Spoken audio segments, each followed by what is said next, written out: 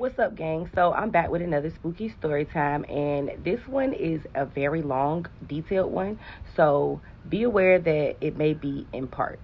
So I'm not even gonna hold y'all. Y'all already know what it is. Make sure you stop what you're doing, like, comment, subscribe, and also make sure you turn on your post notification bell so you can be notified every time I post another lit ass banger, baby. Period. All right, so let's just get straight into it. Disclaimer: this story time is not my personal experience. This is someone else's story time that I decide to tell on my platform. Okay, so boom. Once upon a time, there was this young girl named Anne.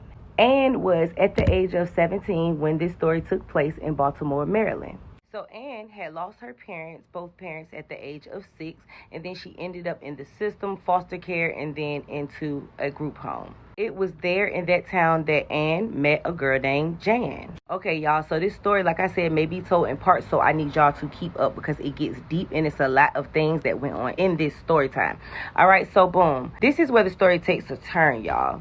So after Anne had been at this home for some time or whatever, this group home, one day she's walking home from school and she was having a really, really bad day. She was being bullied. They were taunting her. They were joking her about her clothes, her appearance, her hair, just being big bullies, y'all. And as y'all know, a lot of my story times are related to bullies, which is crazy, but yet here's another one. So as Anne is walking down the street on her way home, she's kind of out of it because she just had a bad day, so she's not really paying attention to her surroundings. She ends up bumping into a girl, and the girl's books fell out of her hands.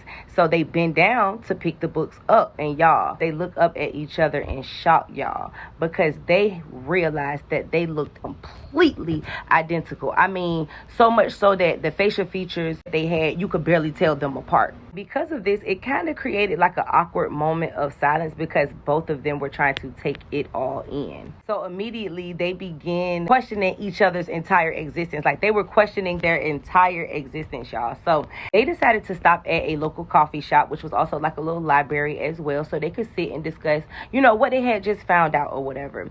So Jan started with the first question after establishing their biological names, which was Anne and Jan. Anne and Jan Sutton, to be exact. Even after adoption and being in the system, they both continued to keep their names the same. Their names remained the same. So as they sit down in the coffee shop, they start to discuss like their birthdays, realize that their birthdays was on the same day. They discuss what time they were born and where they were born, which was in Roanoke, Virginia. So after taking a sip of her coffee, Anne noticed that it was a little necklace locket around Jan's neck. So she informed her that she had the very same locket as well, and she goes to pull it out of her jacket pocket. She explained that the reason that she wasn't wearing it was because while she was at school being bullied, one of the bullies snatched it off of her neck and broke it. So she was kind of upset about that. And that was the cause of her having a bad day, like I said. So as they both opened the locket, they then discovered that they both had the same exact picture inside of the locket, which was a picture of their biological grandmother. That was literally like all that was left of their existence as far as their lineage. And she still supposedly lives somewhere in Roanoke, Virginia. So keep that in mind. So at this point now they realized that shit just got real. I mean, shit got really real. So they continue to talk and get to know one another, as well as like sharing the stories of abandonment and adoption. Mind you, their parents died when they were mad young, so they didn't know their biological family except for the locket that they had with their biological grandmother, maternal grandmother, shall I say.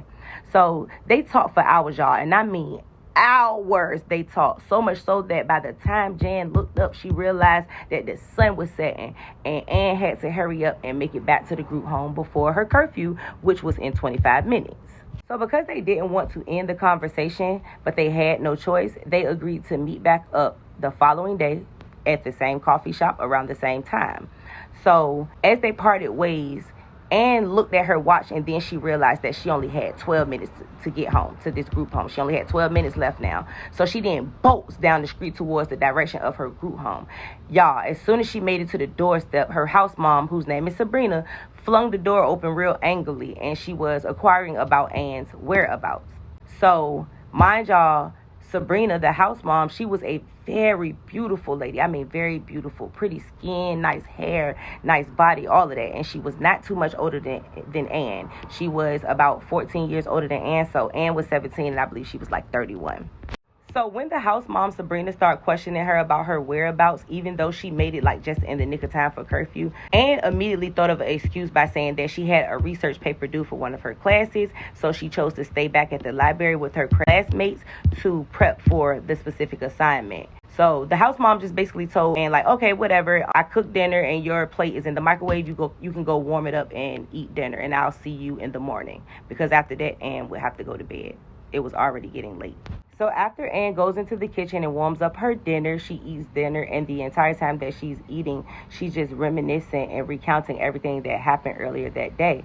Afterwards, she showers and she goes to bed. While she's laying in the bed, she still couldn't stop thinking about her encounter, and she was overly excited to meet back up with Jan the following afternoon. Okay, so y'all stay tuned for part 2. I promise y'all not gonna want to miss it. Comment 2s in the chat right now, y'all, and I'll see y'all in part 2. Bye.